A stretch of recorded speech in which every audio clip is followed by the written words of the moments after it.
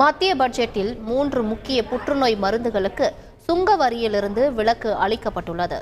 ட்ராஸ்டூஜுமாப், டெரெக்ஸ்டெகான், ஒசிமெர்டினிப், துர்வாலாமாப் ஆகிய 3 புற்றுநோய் மருந்துகள் மீதான 10% சுங்க வரி ரத்து செய்யப்படுவதாக பட்ஜெட் உரையின் போது நிர்மலா சீதாராமன் அறிவித்தார். இந்தியாவில் 27 லட்சம் புற்றுநோயாளிகள் இருப்பதை கருத்தில் கொண்டு இதற்கான கோரிக்கையை மத்திய சுகாதாரம் மற்றும் குடும்ப நல அமைச்சகம் நிதி அமைச்சகத்துக்கு அனுப்பியிருந்தது.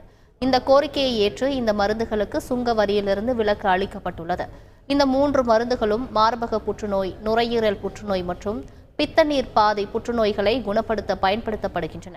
எக்ஸ்ரே குழாய்கள், பிளேட் பேனல் டிடெக்டர்களுக்கான சுங்க வரிகளும் குறைக்கப்பட்டுள்ளதால் எக்ஸ்ரே இயந்திர தொழிலில் சாதகமான தாக்கத்தை ஏற்படுத்தும் என்று எதிர்பார்க்கப்படுகிறது.